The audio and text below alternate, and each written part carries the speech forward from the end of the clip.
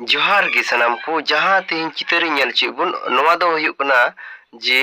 मिटेन अधिवेशन हुयुग लगी जहाँ दो 40 बछर धरे हुयुग कना और नेस हो हुयुग लगी ते ओना लगी ते नोवा पेंडल को तो पे ñel ñamet तबुना और ओना अधिवेशन दो ओना लगी गे हुयुग कना जे भारत दिसम रेन एससी एसटी ओबीसी को जगवार को लगी से अपनार इतिहास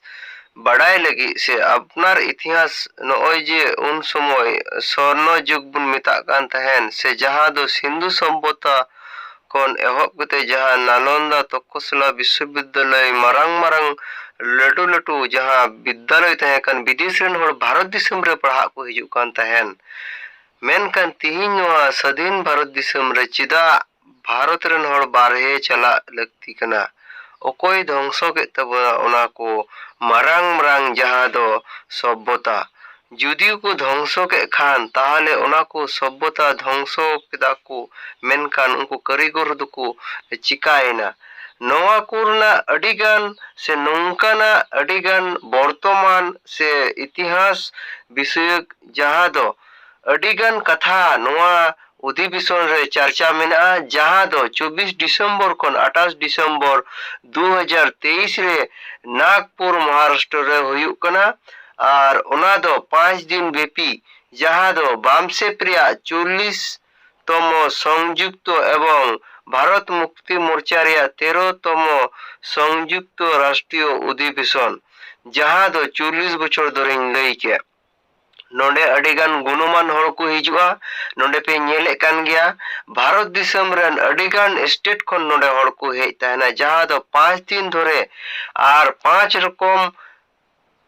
नोडे जहाँ दो 5 दिन धरे 5 दिन जहाँ दो 5 रकम दो बांग 5 दिन धरे अडिगान स्टेट रे अडिगान कथा जहाँ दो गहीर कथा नागाम रेना कथा वर्तमान रे कथा लई साडे कते चिकाते ओना समस्या का बन समाधान नोआ को कथा को लई साडिया जहाँ दो अब बन बड़ाई गया अंबेडकर आइडियोलॉजी से जहाँ दो पुलिस हो जहाँ दो आदिवासी से एसटी ओबीसी सनाम को लगी नोआ लड़ाई दे नोआ जांगे रकाब कना जहाँ दो भारत दिसम रे कोना कोना जहाँ स्टेट रेगम चला नोआ बामसेप से मूल्यवासी बिचर धरा होरे ᱧाम को गया और तिहिन नोआ भारत दिसम रे अडी उसरागी लहा से चला कना नोआ संगठन आ नोडे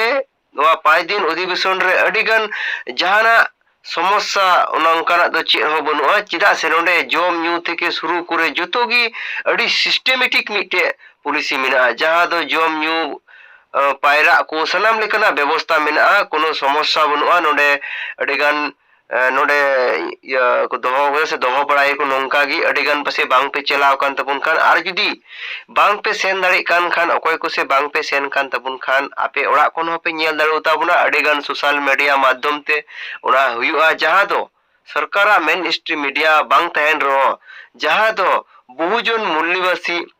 एससी एसटी ओबीसी ओका को सचेतन मूलक वीडियो को एम ओंकाना चैनल रे दो अवश्य पसे लाइव से वीडियो आकार ते पे ñam तबुना अवश्य पे ñel तबुना 24 दिसंबर खन 28 दिसंबर 5 दिन व्यापी नोआ केडार कैम्प हुआ सामाजिक राजनीतिक वर्तमान खन एतहब कते भविष्य प्रजन्म चिकाते आबुआ नोआ संविधान अधिकार बुन ñama से चिदा आबु नोआ संविधान अधिकार तहन तुली बांग बुन ñam दा